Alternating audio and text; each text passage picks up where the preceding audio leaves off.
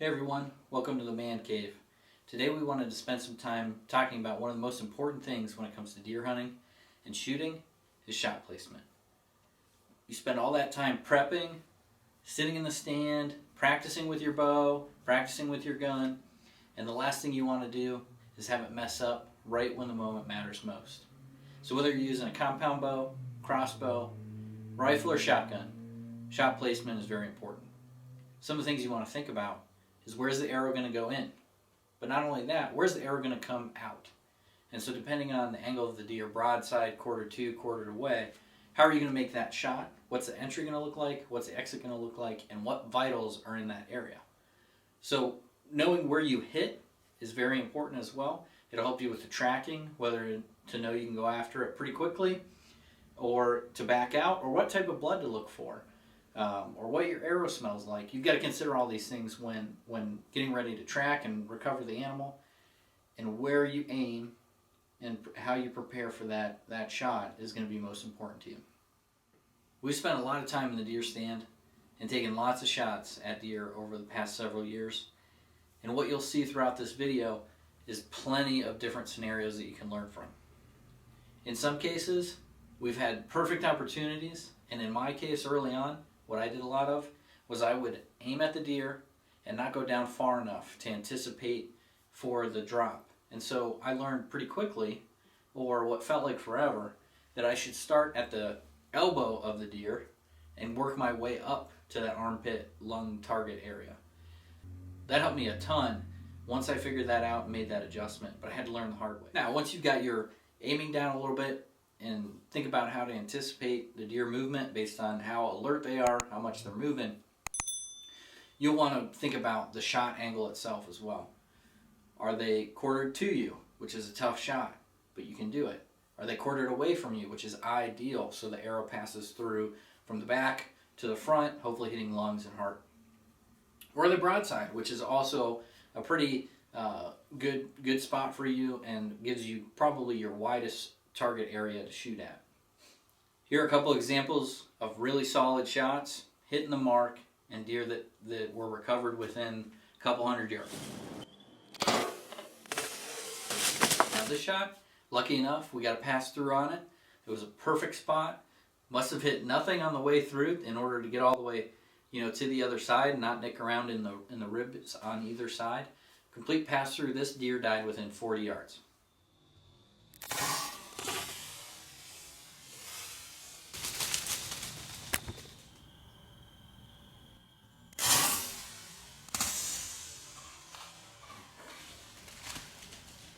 Now, all things considered, sometimes you still make a decision that isn't the best one, or even when you make that decision and try to take the best shot possible, you make mistakes.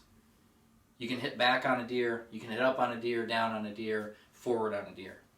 And so here's a couple examples of liver and gut shot deer and what we did, where the shot ended up, how they were facing us when it happened, and how long it took us to recover them.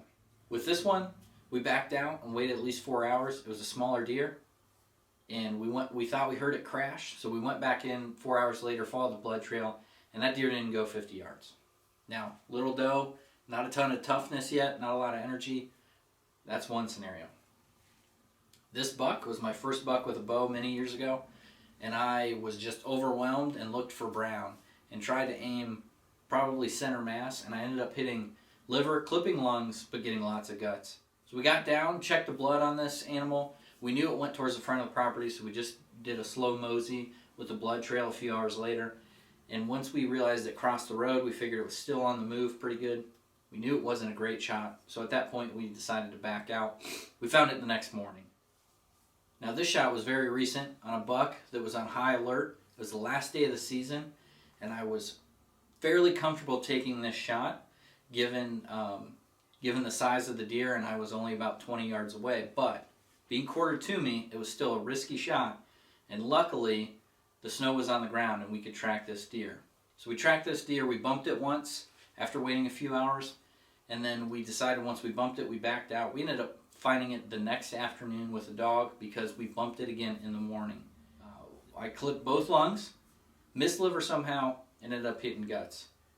So it shows you how tough these animals are, how smart you have to be when taking the shot, and even when you take the shot and it looks really good, it still may not be the ideal shot, and you've got to be smart tracking it. Now in this clip, the deer was a lot closer to me than some of the others, and it was a pretty steep angle down. And so what I thought about was, where does this arrow need to enter to exit and get both lungs or possibly heart? And luckily I did get both lungs. It didn't get tons of penetration, but because of the angle I took going in, this deer died within 60 yards and I watched her fall. Now here's a shot with the crossbow. Perfect double lung shot from the ground. Same concept. Where's the arrow going in? Where's the arrow going out? This deer was pretty much broadside, not quite as quartered to as it might look. And this deer was recovered within 50 yards. Same concept applies when shooting a rifle or a shotgun. You want to take those ideal shots that'll hit both lungs or the pump station and avoid the back end of that deer to get it down quickly and recover it and have the meat safe and sound to go in your freezer. Now, you can get away with a little bit more when you've got a gun.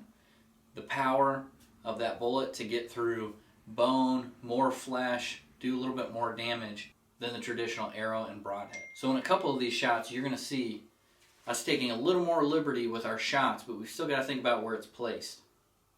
In this hunt, this deer pegged me trying to get around on it. It was a tough angle. I was having to turn to my right, and as a right-hander, that's pretty tough. She ended up pegging me, standing up and staring straight at me. I was going to wait for her to turn, but I stood there long enough with her in my scope and had a big old front part of that chest off-center just a touch from the center bone there, and this deer was recovered within 60 yards.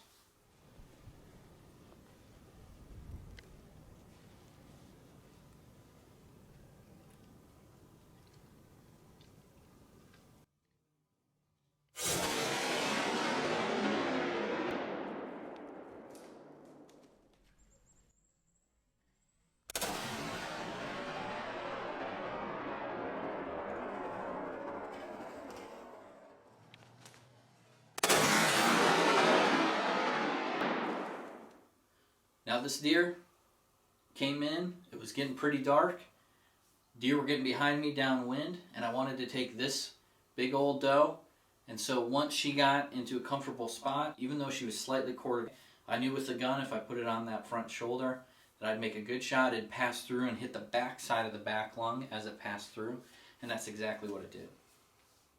I hope this video helped you out and you can take some of these tips into the field with you. We strive to always make that shot a broadside shot or a quartering away shot, but there are just some times where that's not going to happen. And if you're confident and have practiced a lot, there are some other shots that you can get away with that are still very ethical. So I hope you liked this video. If you did, hit the like button, subscribe to our channel, check out some more of our videos, check us out on Instagram and Facebook. Thanks for watching.